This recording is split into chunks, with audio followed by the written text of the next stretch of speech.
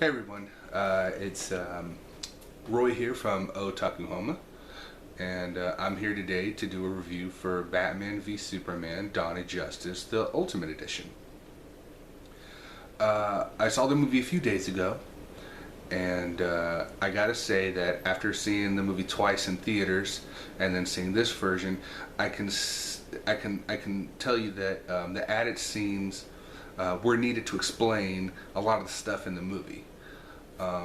I wish they would have released this version in theaters. You know, they explain a little bit more about the whole reason why Lois was in the desert, and which, I'll be honest with you, the whole desert scene with her looking and doing all this later on, like trying to figure out about the bullet and all that kind of stuff, was not needed at all. They could have cut that whole entire thing out. In that movie, there was enough for the government to complain about Superman being there.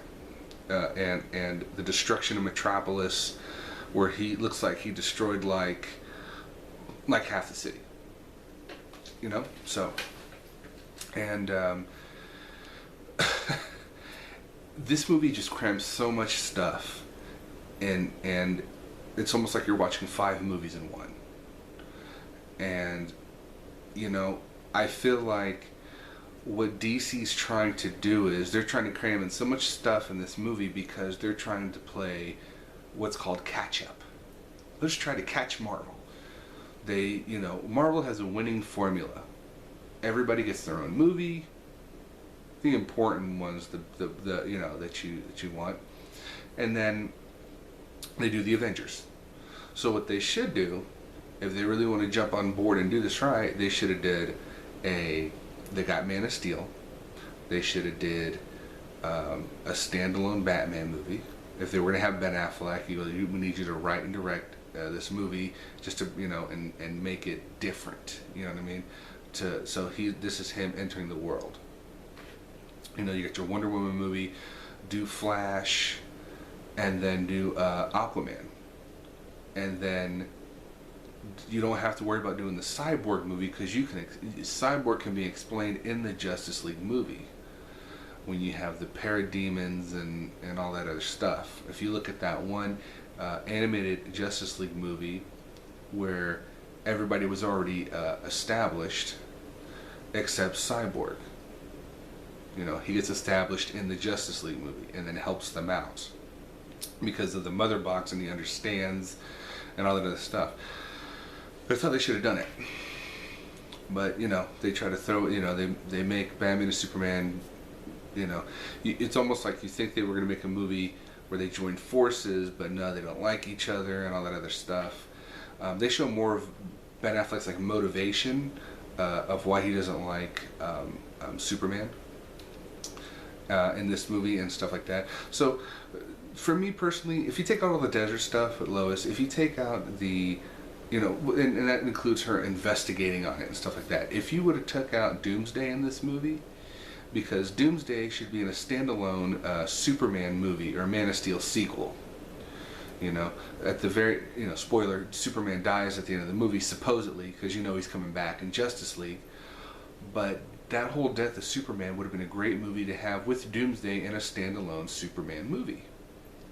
So that right off the bat didn't need to be there. It's just added stuff that they really didn't need, and then the whole desert scene with or the dream sequence in the desert with Batman and stuff like that. That whole sequence was cool. It would have been cool as like an ending credit thing, and that's a way for them to top Marvel. Like Marvel does these 2-3 minute little teasers of what's to come, and they could have did the Flash intro that way, or they could have put that whole dream sequence in that cutaway that way. It would have been like, Marvel does like 2 or 3 minutes, forget all that, we're going to do a 10-minute segment, and that's to separate us from them. And but other than that, the movie was good. There are some really terrible superhero movies, and this movie got ragged for a lot of reasons that people didn't like. But I'm just going to read you real quick. I did a little research. So these are the 6 movies out of a bunch that I wrote down, because their score was either within 1% or scored better than Batman v Superman on Rotten Tomatoes. So Superman 3 Fantastic Four, and that was the first version. Fantastic Four, Rise of the Silver Surfer, Spider-Man 3, X-Men Origins Wolverine, and Green Lantern. Now, out of all those movies, Green Lantern and Superman 3 were at 26%. Fantastic Four, it was 27%. Fantastic Four 2, 37%. Spider-Man 3, 62%. X-Men Origins Wolverine, 38%. So you can't really go off of Rotten Tomatoes, you know, saying Batman v Superman's 27% when all those other movies are, you know, within either a point or just exceeding. Because if you look at Spider-Man 3, that movie was garbage. You got that one scene with James Franco and Kirsten Dunst where they're dancing around, cooking breakfast or whatever. That was like a romantic comedy in a superhero movie, you know what I mean? And, you know, X-Men Origins Wolverine, you have Deadpool in there. Need I say more? Ryan Reynolds redeemed the character because it was, he was spearheading and making sure that that movie was done right. That's what made that movie fantastic.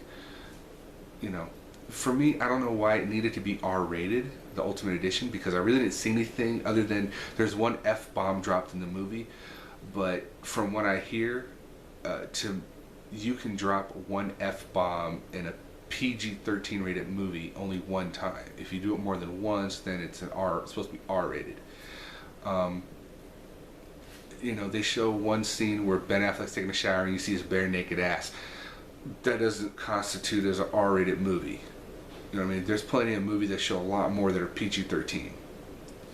So, in a nutshell, the movie was good. It had a lot of potential, but it just wasn't there yet. Almost like you want to say there's too many cooks in the kitchen, and you know, or something like that. Anyway, but that's my review of this movie. And like I said, you should at least watch it one time. It's really a good movie, and it's just like I said, they just cram in so much stuff. You need to see it at least more than once to kind of get an idea of it. But for the most part, the movie is good. It's just that, you know, I guess you can say shit happens. You know, you wish it didn't, but unfortunately it does. But I mean, those movies that I read to you, and there's other movies, and you guys know the other movies that I'm talking about that are just god awful. You know what I mean? And I didn't mention them because their ratings are so low, and you know why they are, because they're just terrible. Okay? So anyway, I hope you like this review. I try to do it a little bit shorter than my last one. Please comment below and let me know what you thought of the Ultimate Edition, or if you just saw the theatrical version of the movie, and tell me what you think. Did you think it was better with this Ultimate Edition, or if it was just the same for you?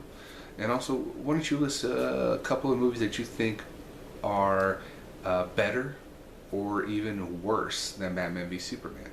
I mean, maybe we should do worse, because we can name probably a lot of movies that are better, but you know. Or movies that you think that are regarded as better than that movie that you think is probably around the same, being, you know, in the even column with the movie. Anyway, you guys take care. Check out our channel. Subscribe if you like what you see. We'll try to do some more reviews for other upcoming movies like Suicide Squad, and you know, you got Doctor Strange coming out in the fall, and you got the new Star Wars. So anyway, you guys take care of yourselves, and we'll see you next time. Later.